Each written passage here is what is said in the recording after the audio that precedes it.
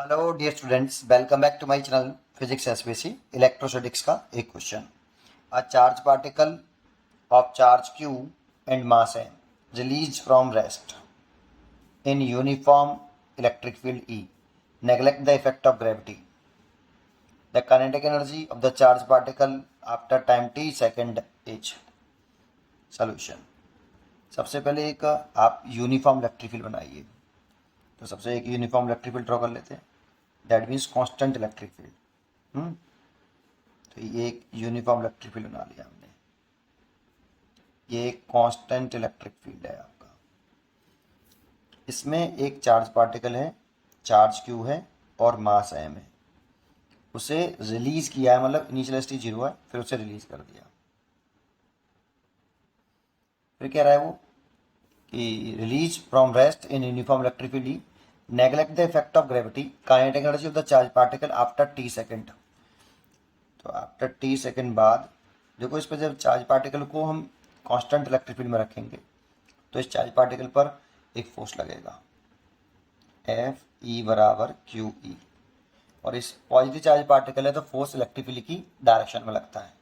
तो डायरेक्शन में लग रहा है, उसके वजह से मूव करेगा, और जब इसकी वेलोसिटी v हो जाएगी, इसी चार्ज पार्टिकल की वेलोसिटी v हो जाएगी, तब t सेकेंड बाद इसकी वेलोसिटी v हो गई, तो इस वाले पॉइंट पर इसकी काइनेटिक एनर्जी पूछ रहा है पार्टिकल की। तो देखो, जो फोर्स है एफ ई क्यू ई, ये कांस्टेंट है क्योंकि आपका इलेक्ट्रिक फील्ड कांस्टेंट है। तो force is equal to mass into acceleration, और ग्रेविटी के इफेक्ट को नेगलेक्ट करने की कह रहा है, तो m into A is equal to Q E. तो यहाँ से एक्सेलरेशन निकाल लें तो क्यू ई बाई एम, जो कि कांस्टेंट होगा। जब एक्सेलरेशन कांस्टेंट हो तो मोशन की हम 3 इक्वेशन लगा सकते हैं। तो एक्सेलरेशन कांस्टेंट है, इसलिए v बराबर u प्लस ए टी हम अप्लाई कर सकते हैं। इसमें जो फोर्स की डायरेक्शन होगी वही एक्सेलरेशन की डायरेक्शन होगी।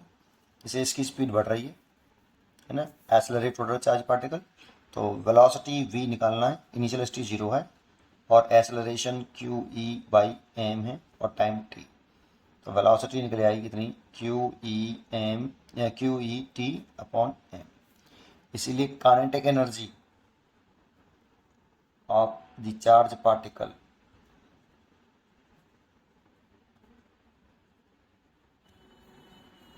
after t second kinetic energy लिखें तो हाफ एम वी स्क्वेयर।